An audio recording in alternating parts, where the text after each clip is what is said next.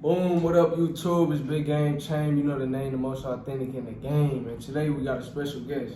Hey y'all, I'm Taylor. Yeah. And today we'll be talking about, you know what I'm saying, how to build true connections, you know what I'm saying, the power of networking, you know, building those meaningful connections, you know what I'm saying. And so the first thing is you have to be yourself, you know what I'm saying. In life, you got to realize, like, no one on this earth has your fingerprint, you know what I'm saying. You're one of one. And when you understand that, you know, there's power in that, you know what I'm saying? Because there's nobody like you. There's nobody with your unique passions, your unique skill set, your unique gifts, you know what I'm saying? So you were born an original. Don't try to be a copy, you know what I'm saying? Live your life and be yourself. And so when you're networking, when you're meeting new people, people can feel when you're not being authentic, when you're not being genuine, when you're not being yourself, you know what I'm saying? So at the end of the day, you have to be yourself, you know what I mean? Because, you know, that's what it's about. And sometimes people may have a fear of being themselves because they may think they may not fit in, or people may not like them if they're being themselves. But at the end of the day, when you're being yourself, you're going to attract the right people and you're going to repel the wrong people. You don't want to, like, put on a facade and then now people are friends with this facade, but once, you know, but that's not really your real friends. They're friends of a fake version of you, you know what I'm saying? So be real, be yourself, you know what I'm saying? Be authentic, and you'll attract the people that really value you for you, and you'll be able to make those connections and things of that nature. So. Yeah, I agree with everything he said. Never try to fit a certain form or change yourself, because in any space that you're in, whether that's friendships or a job or internship or the school you go to, the right place will find you if you're being yourself. So there's always a space for you. You never need to conform or change yourself. So yeah. Yeah, facts, you know what I'm saying? And the next thing is too, when you know what I'm saying, when you're building connections, you're networking, you have to be open-minded, you know what I'm saying? Sometimes you can be super judgmental or super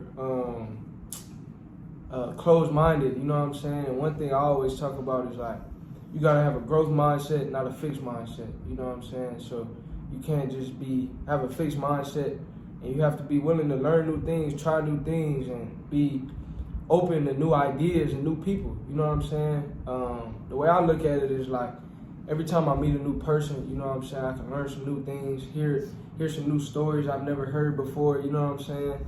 And that's how you gotta look at it. You gotta be open-minded. You can't be just restricted and closed-minded, because you're limiting yourself. You're limiting the potential that you have. You know what I'm saying? You can meet people from all walks of life, from all parts of the world, you know what I'm saying, with different passions, different interests. But if you're not open-minded, then you're going to be limited and you're going to restrict yourself. And you don't want to do that. You know what I'm saying? So. Yes, absolutely. Just being open-minded, being okay with being uncomfortable in certain situations, because that's how you grow, by allowing yourself to try different things. You may be thinking, I don't like this, I've never done this before, but you try it and it's the best thing you've ever done. Facts. Just an example, I didn't think I would want to go to Xavier. It wasn't my top choice. I had other schools on my radar, but I was like, I don't know. My mom was like, you should research the school. I gave it a chance. I stepped outside of my comfort zone. I came to visit. And it ended up being the best decision I've ever made. So I think in all things in life, you need to be able to be uncomfortable and don't always go by what you think is your path, because God has your path, and He knows what's going to happen, and He knows what's meant for you. So don't try to always be in control. Just be open-minded, because that can land you in amazing opportunities. Nah, facts. And I could add to that, you know what I'm saying? Even me being at college and, you know what I mean, joining different organizations such as, you know, Royal Court and, you know what I mean, biology club, chemistry club, and all these different things.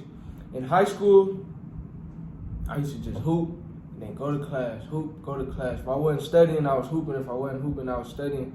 But as far as joining different clubs that were, like, academically focused, I never did that, you know what I'm saying? Yeah.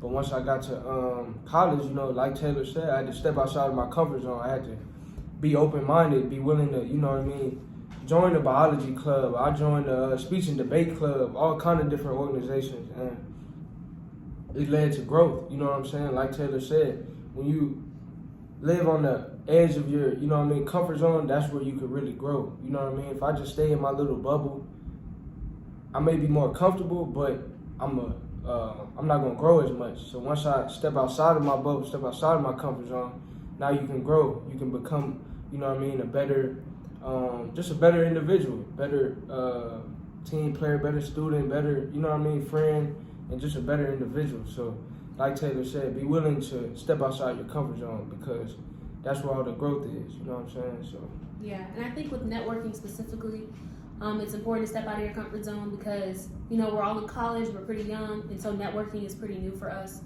But when you're meeting different professionals and people that are in your future profession, it's important to not only give a good first impression, but also, you know, tell them about yourself, get to know them, see if you have any interest, if your career paths may align.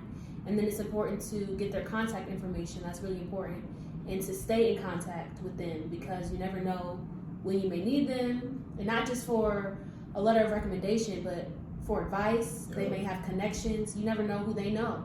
And so these networkings and these different relations can really come in handy. So yeah, facts, you know what I'm saying? Just to piggyback off of what Taylor said, you know what I mean?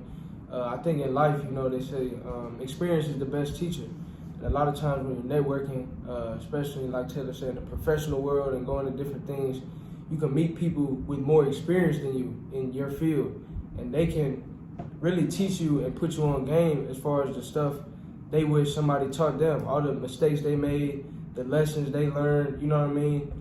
You know what I mean? They might have 10 or 15 years of experience that they can give you through, you know what I mean, that connection, that networking. So like Taylor said, you know what I mean, it's definitely important, not only in college or in school, high school, wherever you are right now, but also as you grow older into the professional world, you have to have that networking, you know what I'm saying? Because like they say, it's not always what you know, but who you know what I'm saying? It's who you know. So when you know people, and also it's who knows you know what I'm saying? So sometimes I've had opportunities given to me based off of people who knew me. A faculty member on campus, you know what I mean? I was able to have an internship at the Mayo Clinic, you know what I mean? That was due to her. She reached out to me and told me, hey, apply, you know what I mean? She sent me the application form, you know, in advance, you know what I mean? Even being secretary of the biology club here on campus, my friend, she reached out to me, you know, she was reinstating the organization. She said she wanted somebody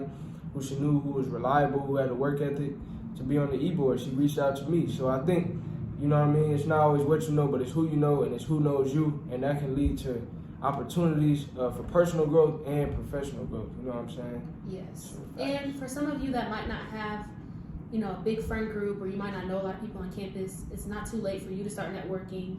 There's lots of mentorship programs. You can meet new people anywhere you go.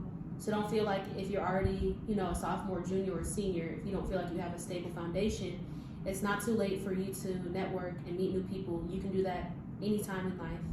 So yeah, I just wanted to add that. But also keep in mind too, when you are building relationships, especially with older people, adults, you want to give a good impression. You know, you want to use formal greetings. Right. You want to be professional.